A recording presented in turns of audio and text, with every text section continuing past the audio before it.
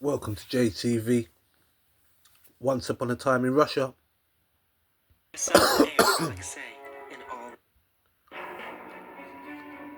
St. Petersburg, 1912. Tsar Nicholas Romanov, his wife Alexandra, and their son and heir Alexei in all their glory. Their four daughters, the Grand Duchesses Olga, Tatiana, Maria, and Anastasia. Dynasty had ruled Russia for 300 years. In another 6, it would all be over. Nicholas was the wrong man in the wrong place. A mild, awkward man whose country would be ravaged by war and revolution.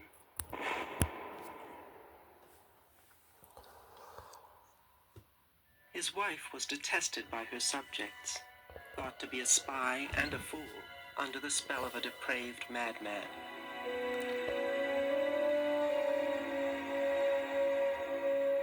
The Romanovs seemed oblivious to it all. Echoes of passion and tragedy still haunt their photographs, letters, and diaries. Petitions and audiences without end. Saw Alex for 1 hour only. It is sad that my work takes so many hours which I would prefer to spend exclusively with Alex.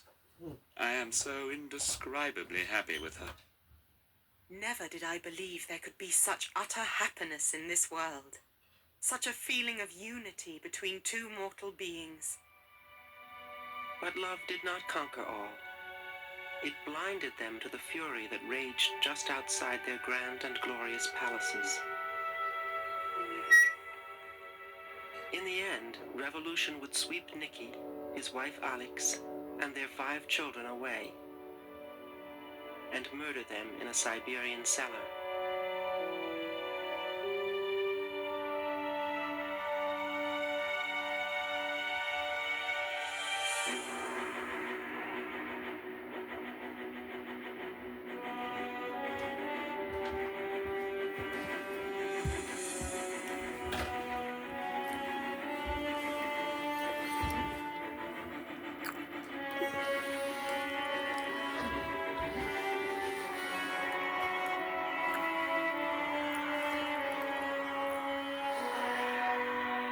In 1881, his grandfather, Tsar Alexander II, was returning to the Winter Palace when something was hurled at his carriage.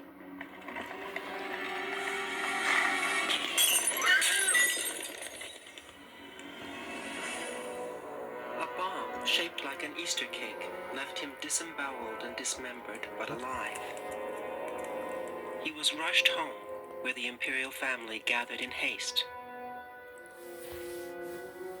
Nicky's cousin, the Grand Duke Alexander, wrote about the tragedy some time later. He was a terrifying sight. His right leg torn off, his left leg shattered, innumerable wounds all over his head and face. One eye was shut, the other expressionless. I clung to the arm of Nicky, deathly pale in his blue sailor suit. My father led me up to the bed. "Papa," he said, "your sunshine is here." I saw the flicker of an eyelid. Grandfather's blue eyes opened and he tried to smile. He knew me. The trauma of assassination was to haunt Nicky all his life. His father, now Alexander III, inherited the Russian Empire, and Nicholas became Tsarevich, the heir apparent. He would be taught the foundation stones of the Romanov faith: orthodoxy, autocracy, nationality, more simply, the Church, the Tsar, and Russia. Ordinary Russians, the vast majority of the population, saw the Tsar, including Nicholas later in his life, as only one step away from God himself. At home, we had icons and a portrait of the Tsar. The Tsar was like God on earth, and icons, God in heaven. We prayed to the Tsar and to God. Our whole family did that.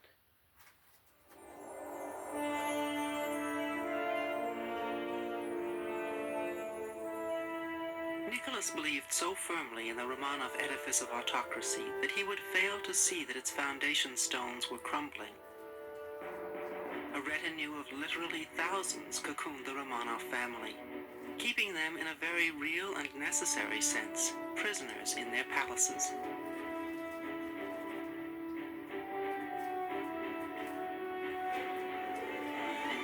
The Romanovs were an illustrious line which had ruled Russia since 1613.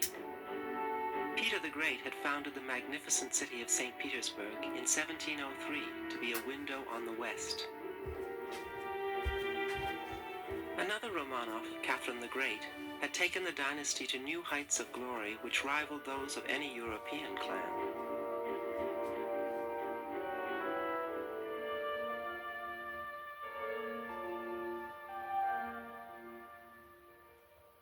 The Romanovs were the most extravagant rulers in the Western world, though they paid for the upkeep of their palaces and staff out of their own pocket.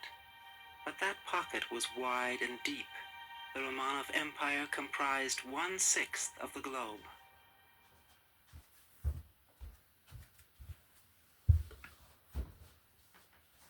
The Russia over which the Romanovs ruled seemed to have changed little over the centuries, but the old world and the new were beginning to pull apart. Russia was a nation of extremes, vastly diverse in race, religion, and wealth. From the bottom of the social pyramid, the poor looked up at the rich, who made no excuses for their privileges. As a child, Margot Tracy was one who lived this life of opulence and ease. When there were big dinner parties, we could have 600 people to dinner because the winter garden was enormous and it gave onto the dining room. And because there were palm trees there and all kinds, it was only here that somebody said to me, well, what happened when those palm trees grew to the ceilings? And my sister said, well, didn't you know they used to lift the roof up? They never cut the palm trees, they just let them go on. Я работала, вышивала в княжеских домах. I worked doing embroidery in the houses of the nobility, of army generals, of wealthy people. They took pity on me, especially the cooks. I was so little, I was only 7. I went there to embroider monograms on their fine linens. I sewed for 14 hours a day, and that's why I'm so hard working even now. I can sew Wow. for 14 hours at a stretch. Magnificent. Such unquestioning industry, even from children, underpinned the aristocrats' certainty that their world would never change. At the apex of it all, Nicholas Romanov grew up in luxury and unlimited privilege. His life was almost that of a playboy.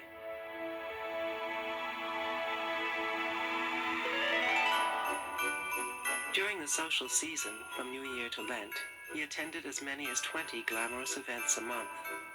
Concerts of new music by Mussorgsky or the ballets of Tchaikovsky.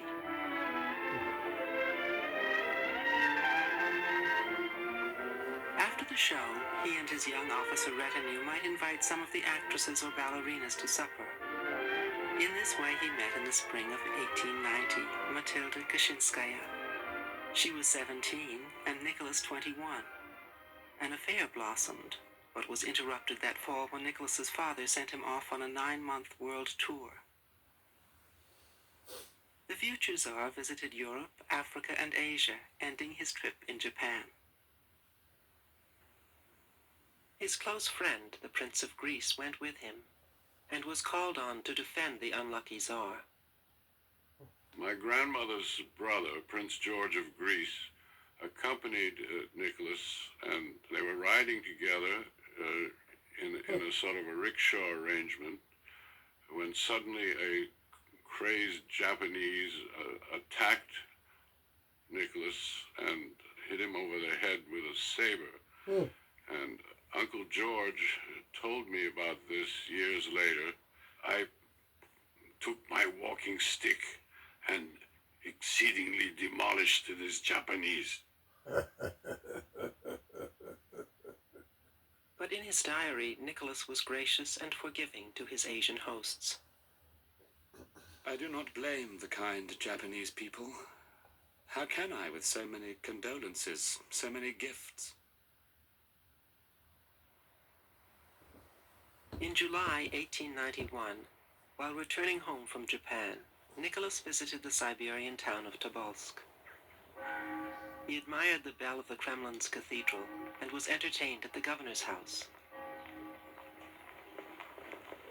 26 years later, Nicholas would spend many months in the same house, deposed and a prisoner.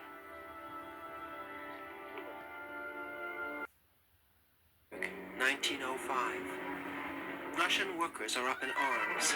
Factories are closing every day. Calls for the removal of the Tsar are becoming more and more strident. The passive and out-of-touch emperor, Tsar Nicholas II, was under serious threat. Reluctantly, he had agreed to sign an order which limited his powers and created a parliament, the Duma.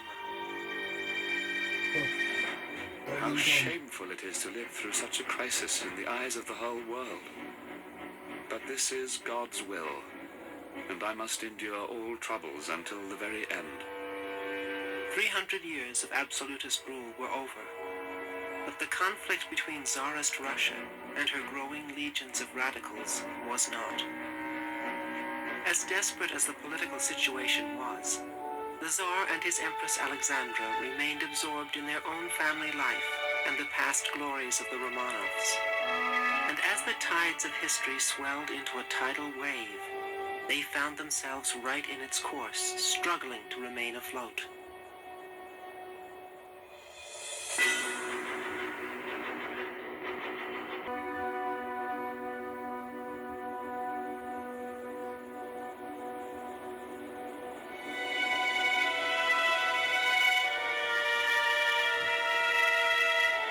It was in 1904, after having 4 charming daughters, that the Emperor and Empress of Russia were blessed with a male heir.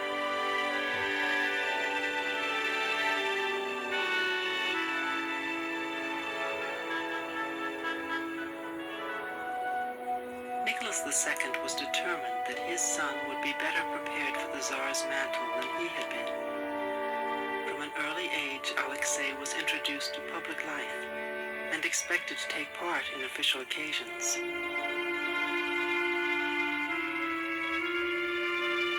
He was the living proof of the regeneration of the Romanov dynasty, an inspiration to an entire generation. Мы учились французскому языку.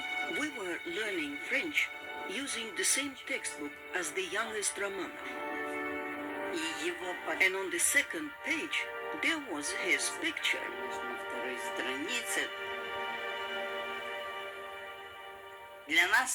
For us, it was even an incentive at that time that the heir to the throne used the same textbook as us. How could we fail to do well? Of course, we all spoke wonderful French. У наследника обычно была морская форма. The heir was usually dressed in a sailor suit, and I also wore a similar sailor suit. We were the same age, and I would always compare myself with him. It was the fashion for boys to be dressed in the same way as the heir. But Alexei's innocent beauty concealed an awful truth. He had been born with an incurable illness. The boy was a hemophiliac and was unlikely in those days to reach adulthood. Hemophilia, a hereditary disease, was passed through the mother. This had a devastating effect on the Empress Alexandra. When the child was born with that illness, which was obviously inherited from her, from the mother, who awaited the birth of an heir, finally, the boy was born, and he had hemophilia. That destroyed her.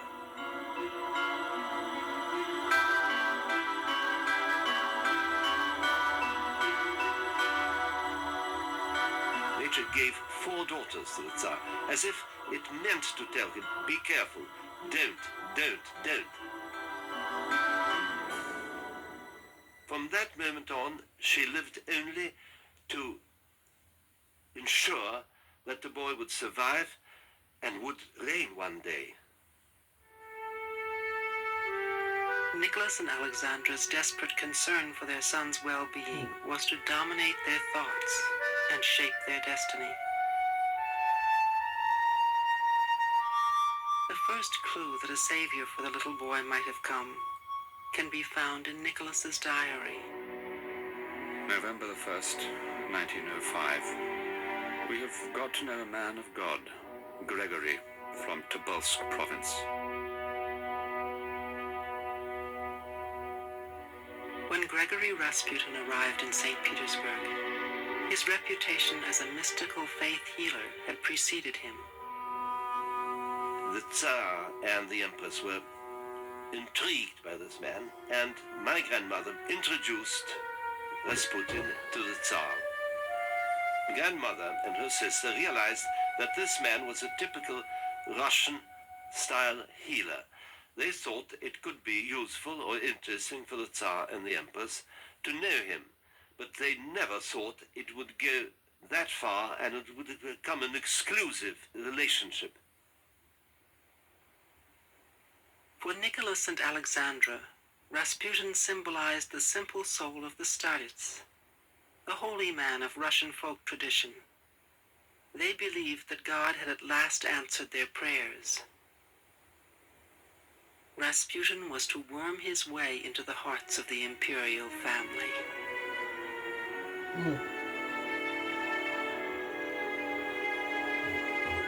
From an early age, Alexandra had wanted her son to lead as normal a life as possible. A sailor named Derivenko was assigned to protect the fragile Alexei. He was the young boy's constant companion, but by necessity he was also something of a warden.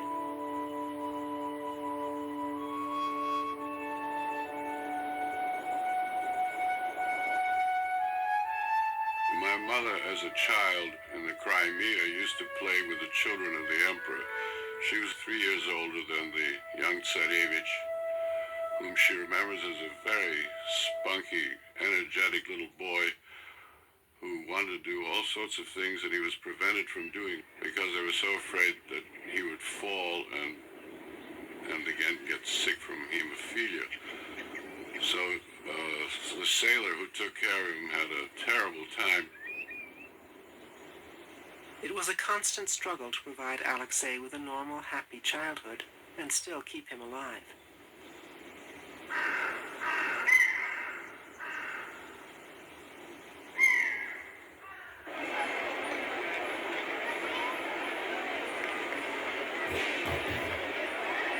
At the imperial palace of Livadia in the Crimea, the Empress organized family and friends into helping with her charity bazaars in the nearby resort of Yalta. Both the Emperor and the Tsarevich Alexei were expected to do their bit to help Alexandra.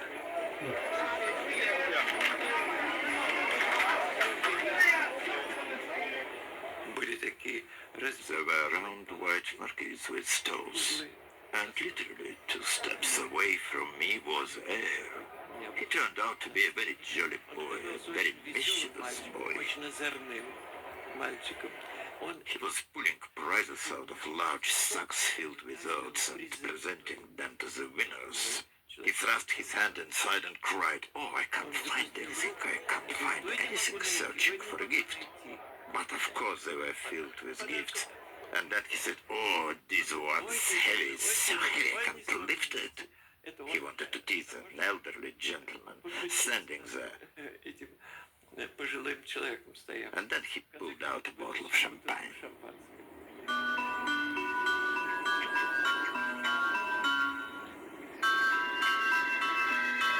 As Alexei grew up, severe bruising and hemorrhaging continued to appear without warning, often threatening his life.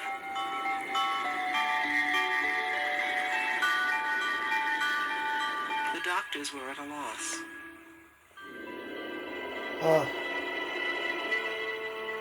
In May of 1905, Gregory Rasputin arrived at Alexei's bedside and uttered a few soothing words. To everyone's amazement, bleeding in the suffering young Tsarevich stopped. To the Empress, it was a miracle. She was blind to Rasputin's public image of depravity and deceit.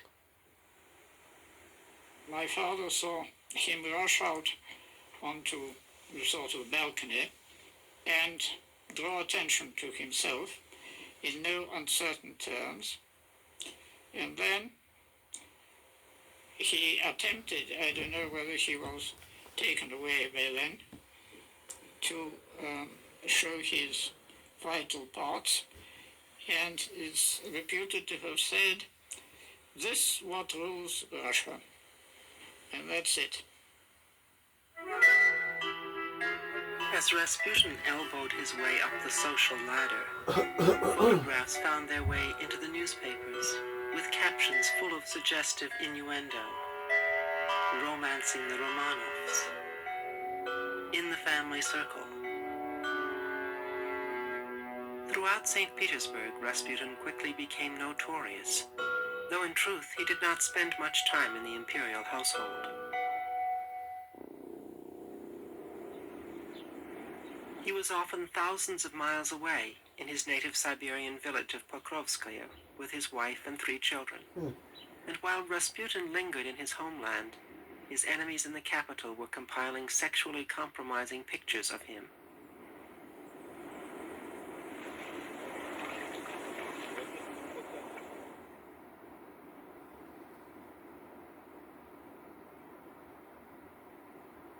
The pictures found their way to the chairman of the new parliament, or Duma, Rodzianko. Horrified, he requested an audience with Tsar Nicholas. I showed him the photographs, and I said, "And what if something were to happen to the heir to the throne? I implore you, my sovereign, banish this dirty interloper from the court." The Tsar was silent, and then said, "No, I cannot promise you that." My grandfather didn't like Rasputin at all. He knew all about him. He studied his life. He had means to study. And he considered him as the evil spirit. Of course, Rasputin was an impostor, a tragic figure. He never was a monk, but he sometimes pretended to be one. No matter how grotesque the evidence, the Tsar could not take from his wife her one hope for Alexei's survival. Alexandra was becoming increasingly hysterical and paid little attention to public opinion.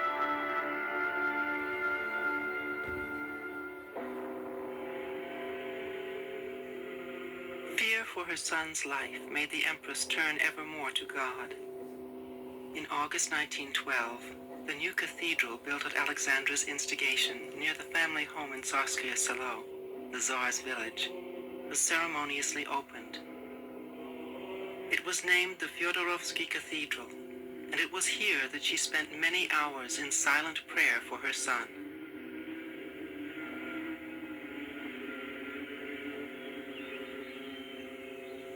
The cathedral still stands, an empty shell to the memory of Alexandra Fyodorovna's faith. The imperial couple hid their fears about the heir in a public display of official engagements. Outside their closest circles, the nature of Alexei's illness was not known.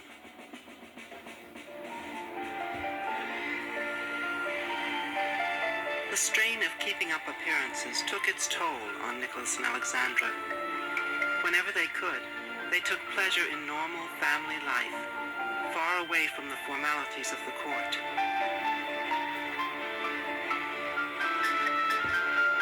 October 1916, as World War I raged on, the children of Tsar Nicholas II of Russia visited him at his military headquarters.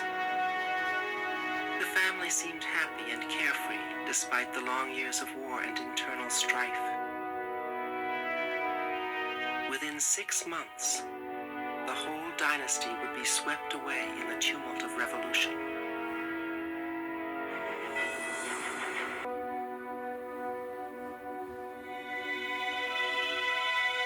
a year commanding his battalions in the brutal war with Germany, Nicholas had made little headway against the enemy. The fighting was bleeding the nation dry of men, resources, and morale. Before it was all over, his army would suffer millions of casualties.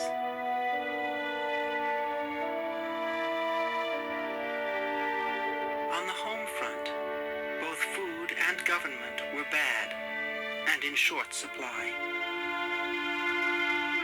In the Tsar's absence, his wife Alexandra ruled the country disastrously. Born a German, the Empress was widely, but wrongly believed to be a German spy. Hatred for her was fueling the fires of discontent. In the capital, Petrograd, revolution was brewing. From their home, the Alexander Palace outside Petrograd, Alexandra wrote to Nicholas daily, even hourly. Be Peter the Great, Ivan the Terrible, crush them all under you. Remember, the Tsar rules. How long? Years. People have told me Russia loves to feel the whip. It's their nature. I am fighting for your reign and baby Alexei's future. We must give a strong country to baby and dare not be weak for his sake. My dear, tender thanks for the severe scolding. I read it with a smile, because you speak to me as though I were a child. Yes, truly, you ought to be my eyes and ears there in the capital while I have to stay here. At times, when I think of how things will go, it seems my head will burst. Your poor, weak-willed hubby, Nicky.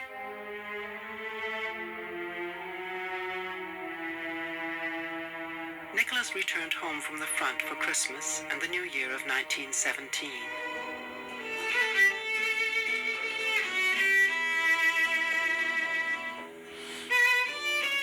More than ever before, this naturally private family withdrew into their own world.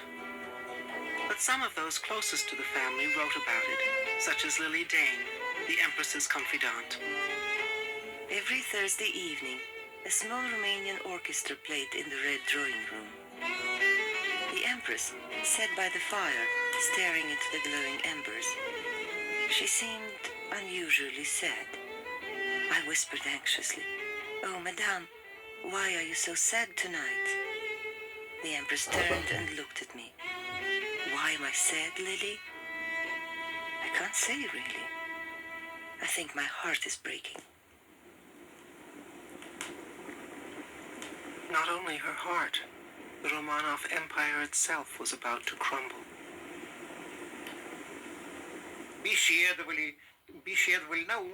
There was talk in the streets and drums everywhere. People were saying that all our troubles come from the Tsar's court. The Tsarina is a German, so she's a traitor. In Petrograd, rumor ruled. Alexandra was a spy. She was giving Nicholas drugs. He was permanently drunk. The truth was that Nicholas was exhausted. And as every decision he made worked out badly, it was better, perhaps, to make no decision at all. The family began to realize that in some way the Tsar had given up. He had somehow innerly abdicated, probably some 6 months before the real abdication. He didn't believe in himself anymore. The relatives were desperate. The Tsar's brother-in-law, Grand Duke Alexander, came to plead with Nicholas on behalf of the whole dynasty. For the first time in history, a revolution is being engineered not from below, but from above.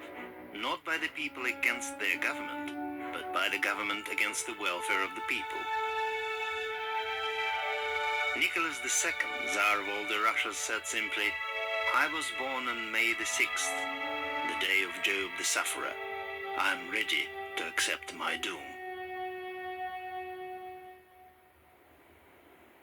The Tsar's ministers and members of the Duma, or parliament, believed his passivity would destroy them all. The chairman of the Duma was Mikhail Rodzianko. My grandfather liked so much the emperor that he always had on his desk, I remember it very well, the famous Shirov's picture. And he considered him almost as a friend. The only difficulty with him was that he inherited, probably from his mother's side, the kindness, which was also sometimes sort of a impossibility to be forceful. The man who would eventually emerge as the Russian people's revolutionary hero was still in exile. Lenin greeted the new year of 1917 in Europe, where he addressed a group of Swiss workers.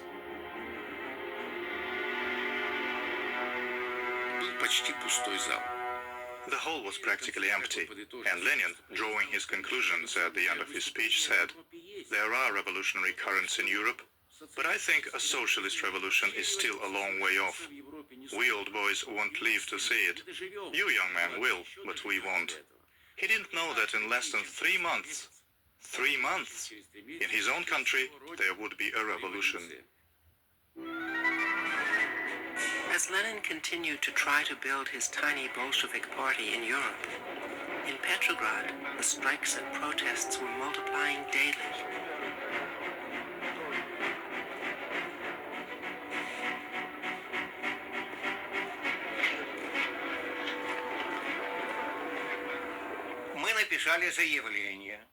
We wrote a declaration to the factory management asking for a rise. If they didn't increase our wages, we would stop work and call a strike, and that's what we did.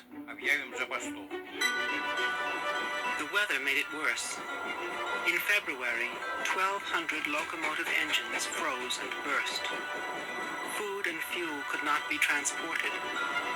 In Petrograd, hunger sharpened the people's anger. At this critical point, Nicholas made a decision to leave his strife-torn capital and return to the headquarters at the front. He arrived on Thursday, the 8th of March.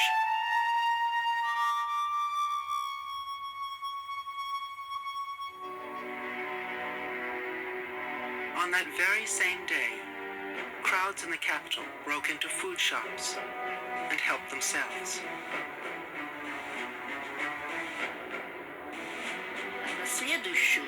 The next morning, when I went to school, I saw the destroyed bread shop. The sign was torn off. The door was hanging just on one hinge. Windows were broken. Everything was turned upside down. There were papers everywhere.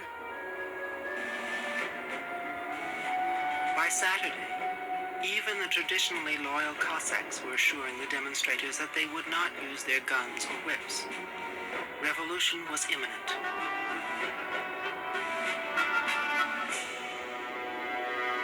Alexandra wrote despairingly to Nicholas on the very eve of the Russian Revolution, Sunday the 11th of March, the 24th of February by the old Russian calendar.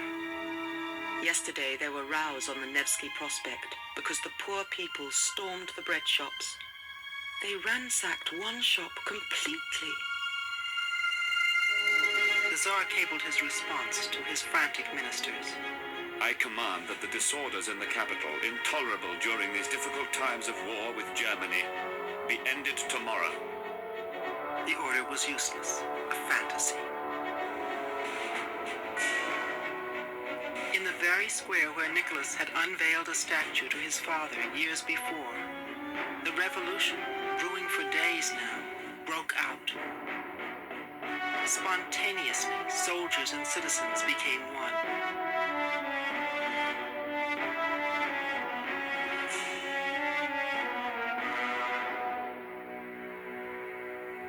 We saw 2 dead horses lying across the street, and all the signs, the imperial signs on the shop were being taken down, and many of them already lying on the street. revolution, they said.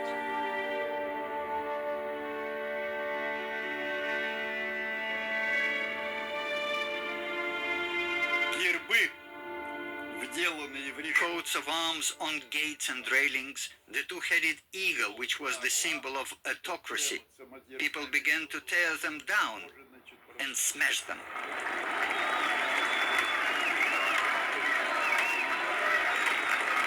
My younger sister Katya didn't like it at all. She was about 7 or 8 and was determined to become a social hostess and give parties and balls. I said, well, now what now? There won't be any society. I won't be able to be a social hostess anymore.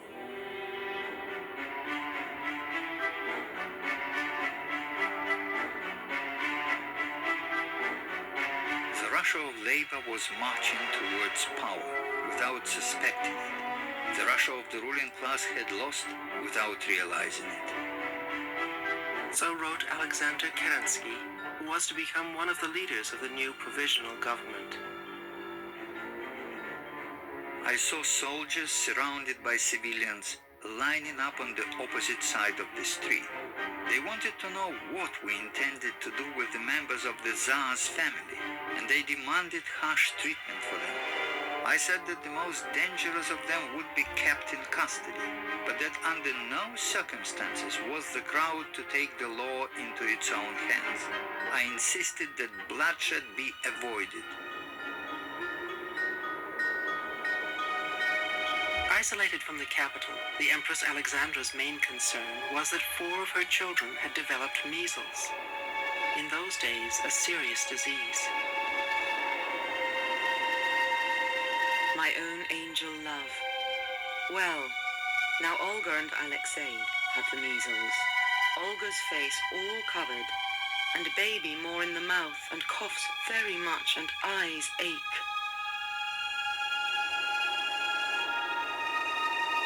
In the palace, Alexandra stayed up all night to greet her husband, now on his way back to his family and capital. But he did not arrive. Lily then remembered the anxious hours. The Empress was told he had been delayed. Perhaps the blizzard detains him, she said, and lay back on her couch. Anastasia was instantly alarmed and turned to me. But Lily, the train is never late. Oh, if only Papa would come quickly. But Papa was trapped. With revolutionary troops blocking the railway lines, the Tsar's only option seemed to be to head for the small town of Pskov, where loyal troops were said to remain.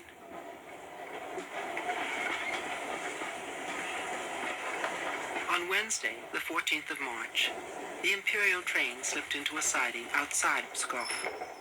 Nicholas appealed to his generals for support, in vain. The weakened Nicholas would have to go. It was time to pass on the throne. The most bitter words came from Nicholas's uncle Nikolai, whom the Tsar had removed as head of the army. As a loyal subject, I consider it my duty to beg you, Your Majesty, on my knees to save Russia and your heir. Cross yourself and pass the throne to your son. There is no other way out. Grand Duke Nikolai could not quite bring himself to say the word, abdicate. From the capital, 2 Duma representatives, Buchkov and Shulgin, came to deliver the order of abdication. The 85-year-old Shulgin himself, the sole surviving witness, appears in this film about the events of that fateful March day in the carriage of Nicholas's imperial train.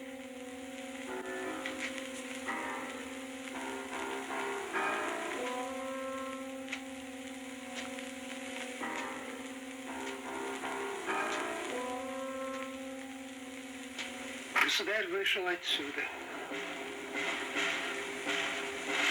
Он подошел к нам, подал руку и затем жестом пригласил нас сесть. Сам он занял место вот тут. Горчаков пришел к тому, что при создавшихся обстоятельствах единственным выходом из положения может быть отречение от престола. Это подлинный текст отречения. Подписано Николай.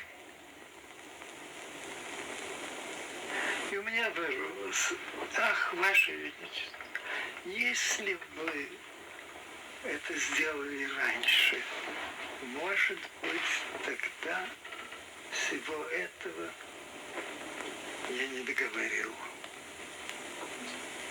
Государь взглянул на меня как-то просто и сказал еще проще.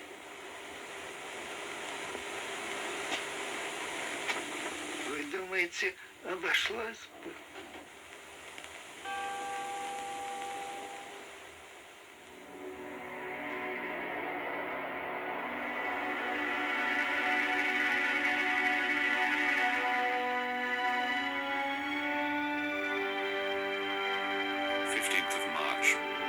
For the sake of Russia, I decided to take this step.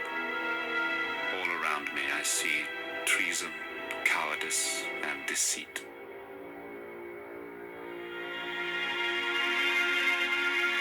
Alexandra had no way of knowing that her husband had lost the throne. My own beloved, precious angel, light of my life.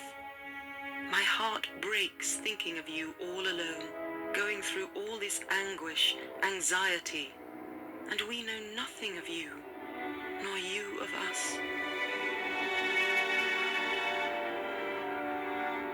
To protect his invalid son, Alexei, Nicholas had insisted on abdicating in favor of his brother, Grand Duke Michael. Back at the Duma, Shulgin and Guchkov duly reported on their historic mission. The soldiers gathered and questioned them about how the Tsar had abdicated his throne. I abdicate in favor of Grand Duke Michael. Why not Alexei? No, he said, my son is ill. I'm not going to give him up. We will go to the Crimea and grow flowers.